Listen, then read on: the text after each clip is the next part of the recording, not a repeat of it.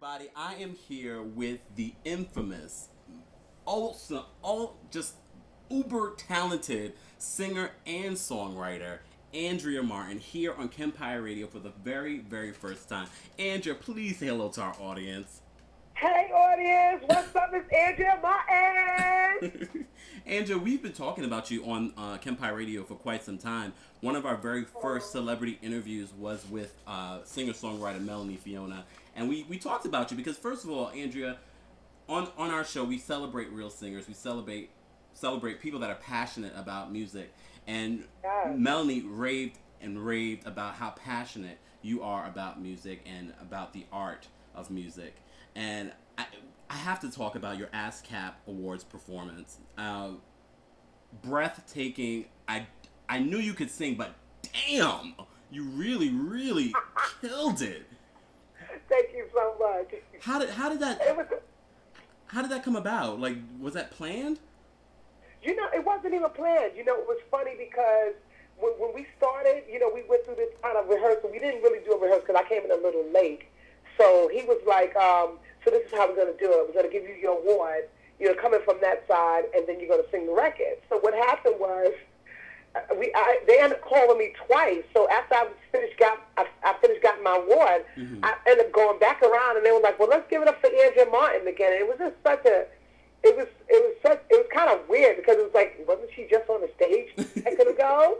And then on top of that, the music started a little late, so you know how 2 seconds on stage could feel like 5 seconds, five long seconds? Very, very long. So when you at the ASCAP Awards, people were like, all right, back to lunch. What is she going to do? So it was like, I felt like, you know what, now I really got to give the audience some breathtaking notes and just do what I got to do on this record because this is the second time I'm getting on the stage, and this time I'm not even getting an award, and I'm here waiting for this guy to come with the cue.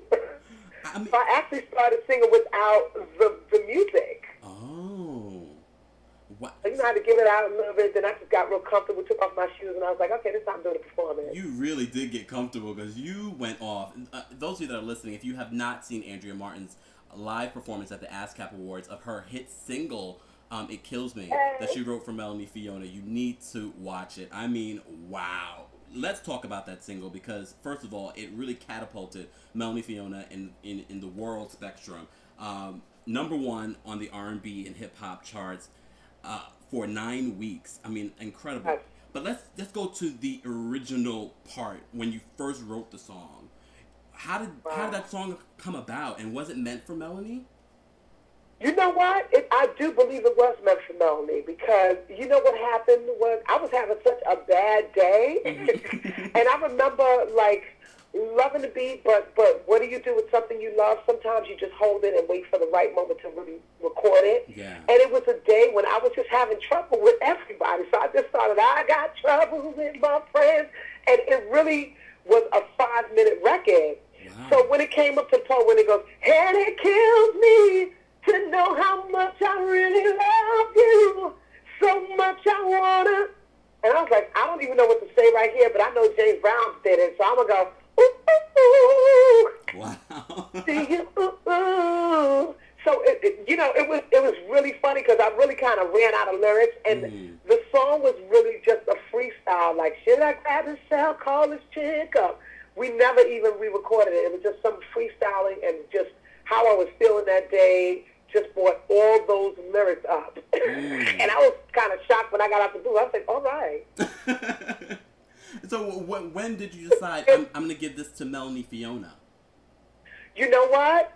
When I sang it, and she was this cute girl that came from Canada, and she was just looking for a sound, and I said to myself, I don't want to do pretty records because she's already pretty. I don't want pretty to go with pretty. I want her to be this woman who's just feels like, ladies, let's wake up and let's feel the way I feel. Just gravitate to the way I feel for once. Not the way you guys want to make believe you feel, but really, really feel inside. So I knew that I said to her when we did It Kills Me, I said, this song is going to change your life, and it's going to be one of these records where you never have to really, if you don't want to go out and sing it, you can just hold the mic out there. People will sing this record. Mm-hmm. And I knew, like, when she put her vocals down and we were when we were in New York, I knew that this record was for her.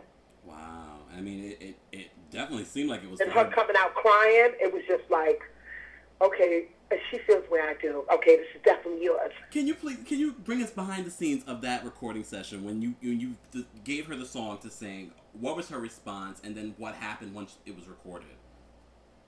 She was excited. I was excited. These were like the first recordings, so it was a very strong record. So I was a little nervous that she wouldn't be able to handle it, but she went in there and took it to the next level. And I was like, "You better work it out." and then it was really so sad. Like we both were in the studio, kind of like crying a little bit. And I was like, "Girl."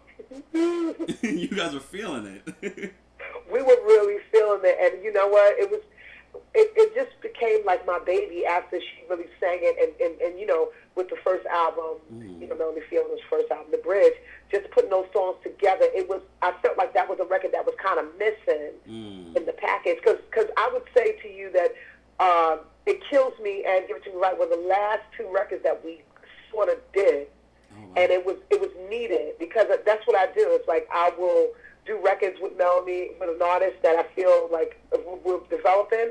I will do everything, and then I'll go, where's the icing and where's the candles to light this sucker up? Those two last records came in, and it was just like, yes. And you definitely... I feel fulfilled. Most definitely did. I mean, you really have taken Melanie under your wing. You guys recorded The Bridge together, and now the MF Life. I know you guys have been in the studio. Can you give us any little tidbits on what we can expect from this new era? We already heard Gone Never Coming Back, and another great song. Can you give us a little bit of info on how that song came about? Was that meant for Melanie as well, Never Coming Back. Yes. You know what happened? It was a song that when I recorded it, I just fell in love with just the sadness and how people every day lose people, and they're gone and they're never coming back. So sometimes I feel like sad records are really, they heal the soul sometimes. So I felt like, man, you know what? I'm losing somebody right now, and when she's gone, she's never coming back. You know, and it was a weird time for Melanie at that time when that record came, because she had lost her grandmother and stuff like that, and then turned around and became one of her favorite records. So I was like, you know what? Let's do it. You know, at the time we were still going through demos and picking out songs and stuff like that, and then one day we just felt like, man, I called Melanie up, and she was really sad, and I was like, what's going on? And she, you know, had lost her grandmother, and sometimes I don't know how to explain things to people. Sometimes it's just so much better for me as a writer, singer-songwriter, to put it in a record, you know? Yeah. It kind of speaks for you, huh? Yes. And what about the rest of the album? I know you've been working in the studio, because I have a little inside because Melanie's a friend.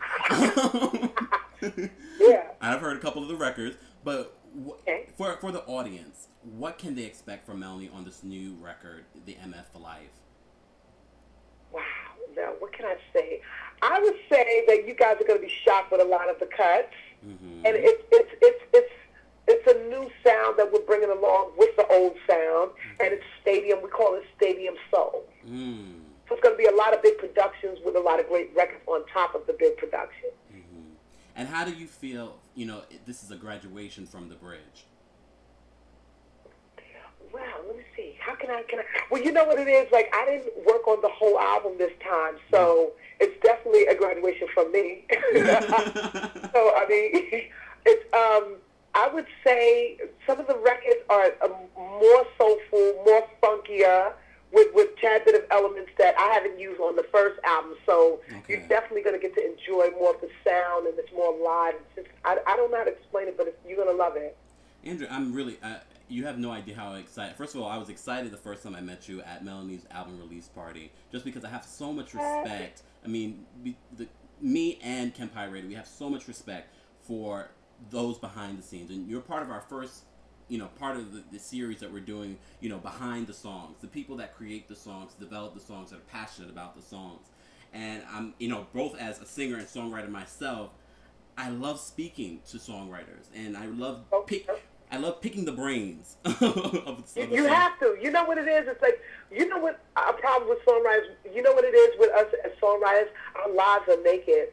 And it's like, it doesn't matter if you're happy. Sometimes you know that half of the world isn't happy. So you start to write what the world is feeling instead of how you truly feel inside. And it's still a great way of writing records. Mm-hmm. And we sometimes feel like as songwriters, like we'd rather hold the record for 2 years and wait for a great artist to come along Yes. and have someone do it and ruin a record. Of course. We get too passionate about stuff, and sometimes we do need to let it go so that money can flow. But sometimes we get like, oh, not my baby. But it's so funny that Can't put on those red jeans. No, red don't go with green.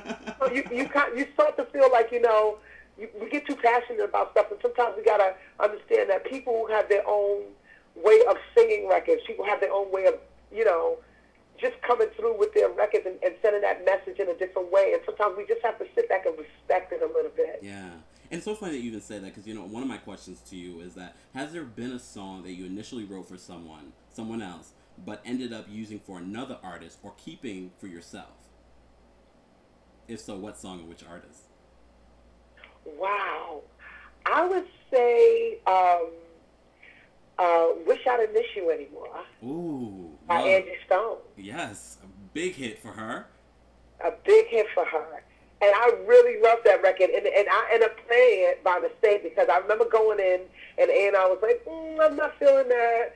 I'm not feeling that. And you know what it is with A&Rs? When you say that it's a record that you want to keep for yourself, that's when the lights in people's heads as A&R go off like, well, she wants to keep this record for herself, then I know it's a damn good one. That's how that happened. I ended up playing him that, and he was like, let me get a copy of this. Uh-oh. And then it came back like, you know, we want to do it with Angie Stone. And, you know, Clive, I got a phone call from Clive Davis, and he was like, yeah, we really love this record. And it was crazy because they had already mastered the record 2 weeks ago. So they pretty much had to do a reprint to put in Wish I Didn't Miss You Anymore. Oh, wow. So you know it was a hot record Yes. to stop pressing and mastering. And, you know, back then, once you did it, that was it. It was it. And it turned out to But be who's going to tell Clive Davis that he can't have a record that's going to go on his artist, even if it is mastered? And it was a huge hit for her. A huge hit. A huge hit for her.